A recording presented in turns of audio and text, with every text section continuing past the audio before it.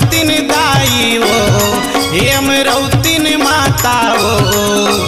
बालकपन माँ तोर ललना काका महिमा देखा थे वो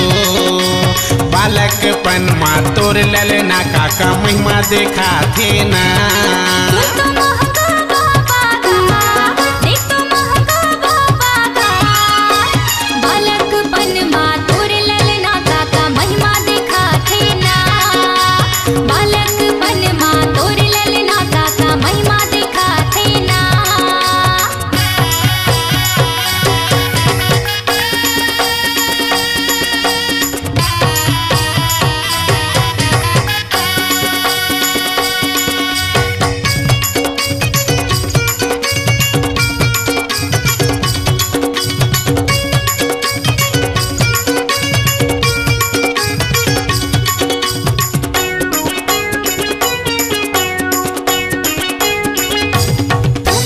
खेलत खेलत हम जम्मो संगवारी चल दियन बीच जंगल माँ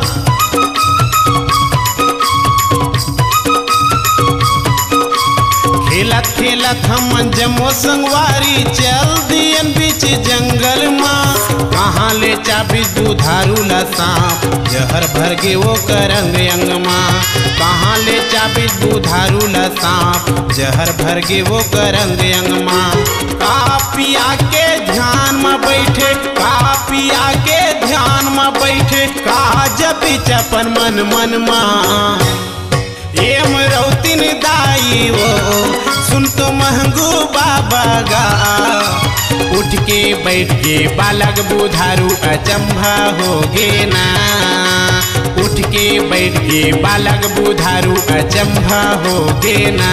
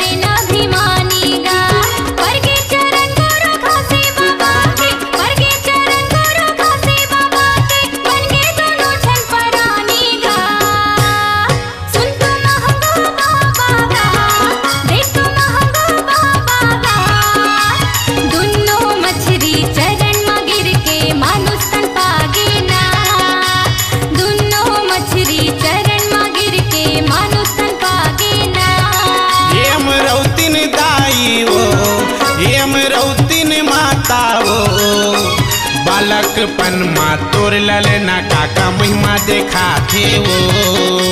बालकपन माँ तोर ललना काका महिमा देखा थे ना बालकपन माँ तोर ललना काका महिमा देखा थे वो।